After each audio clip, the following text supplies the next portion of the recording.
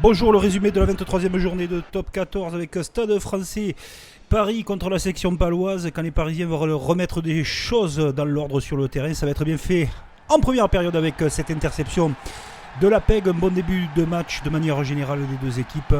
La PEG qui cueille en contre les Palois. Premier essai.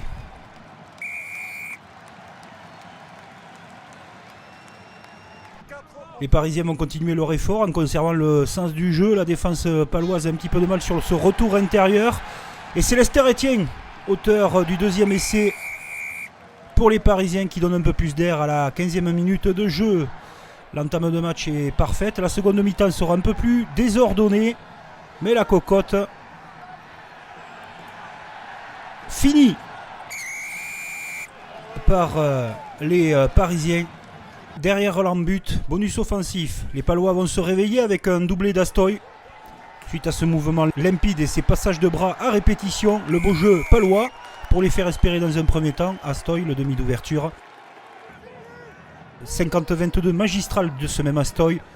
On va prendre son temps côté palois pour revenir à égalité. Mais d'abord le lancement de jeu, les leurs et surtout la prise d'initiative dans l'intervalle du demi de mêlée de la section paloise. 18 partout, c'est Nicolas Sanchez qui donnera la victoire de 3 points aux Parisiens soulagés après ce match. Face à Pau, les Parisiens peuvent toujours espérer. Brive-Loup, Amédée Domenech bouillant, la grosse charge de son pilier droit. Une belle action en début de match et Ratouva qui sort intelligemment dans l'axe avec ce ballon ramassé pour marquer le premier essai. Fond d'alignement, le Loup vient chercher quelque chose, veut redorer le blason après sa correction reçue à domicile par les Toulonnais après une charge de Sobella. C'est une mise en action préparation de Taofa et une cellule de 2 joueurs en soutien, les deux Taofi fénois, que les Lyonnais vont réagir après avoir tourné en tête à la mi-temps. Faosso sonne la révolte des brivistes, mais il en manquera un peu au Coujou pour aller derrière la ligne sur cette action.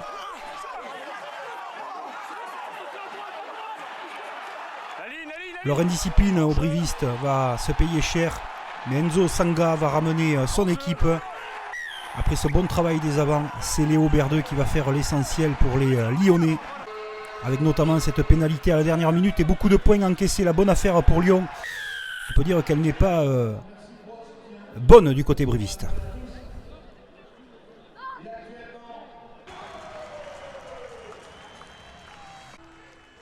Le Racing recevait le Biarritz Olympique Pays Basque dans son arena. Et ce sont les Biarros qui vont bien débuter ce match. 3-0 pour le Racing.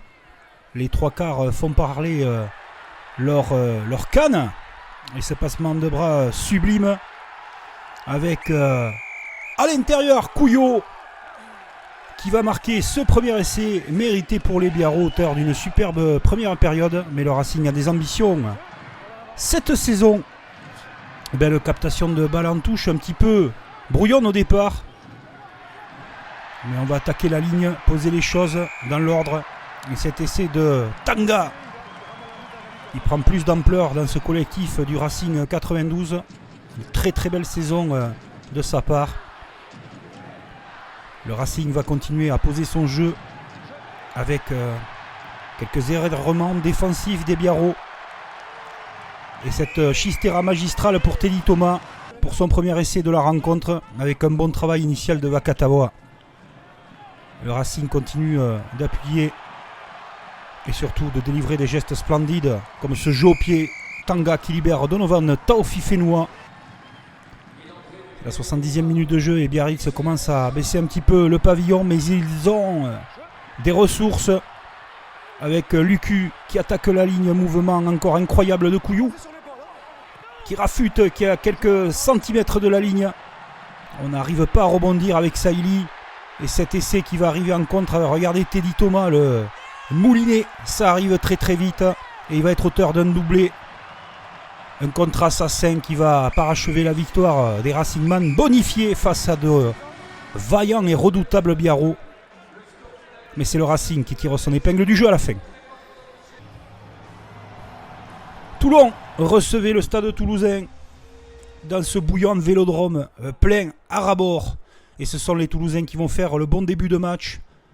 Ils mènent déjà 3-0 suite à une pénalité de Thomas Ramos que l'on retrouve dans l'axe pour un drop bien tendu, bien ajusté. 6-0 pour le Stade Toulousain qui se doit de s'imposer.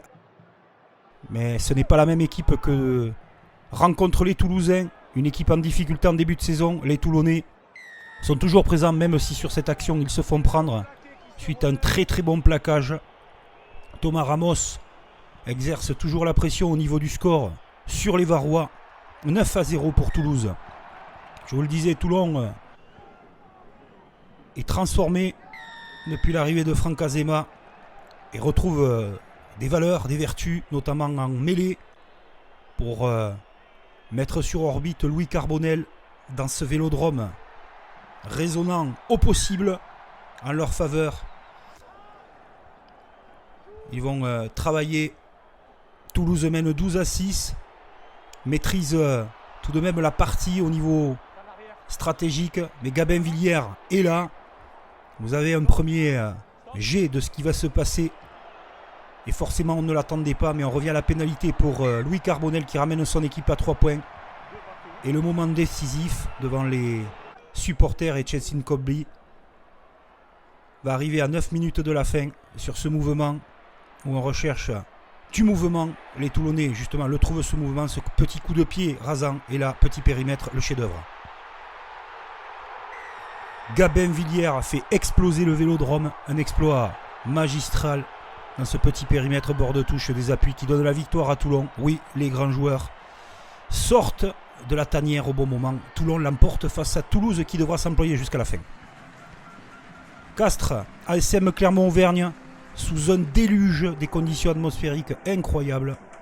L'hommage rendu à Capo Ortega Rodrigo de prénom.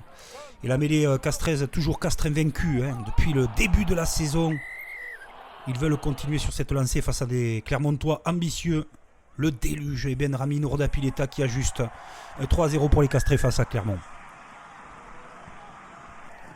Dans ces conditions, il est difficile de produire du jeu, mais ce sont les Castrés qui essayent avec une chandelle montée. On cherche l'erreur de l'adversaire. Mais on revient sur des hors-jeux de position avec monsieur l'arbitre. Benrami Nourdapileta est parti dans son exercice préféré, celui des pénalités, du jeu au pied, de la stratégie. Et il continue son récital. Après la deuxième mi-temps 6-0, on n'a pas eu grand-chose à se mettre sous la dent, mais le terrain reste tout de même en bon état car c'est vraiment un déluge de pluie qui s'est abattu sur le Tarn. Et Benrami Nourdapileta, regardez la glissade assez spectaculaire. Ça passe entre les poteaux, c'est un des gestes de la journée. Alors bien sûr, il ne l'a pas fait exprès, tout le monde le comprendra. Mais quand même, il garde la dextérité dans son geste pour que ça passe. Il faut parfois de la chance. Les Clermontois dans tout ça n'arrivent pas à mettre leur jeu en place. Ça fait sourire David Darry-Carrère. Et à la 80e minute de jeu, le score va être scellé dans une rencontre très difficile pour les acteurs clermontois et castrés. Toujours par Benrami Nourdapileta. Et sa pendule virtuelle avec son bras. 12-0 pour Castres. Victoire des Castrés qui s'installe vraiment bien dans ce top 6. Même mieux.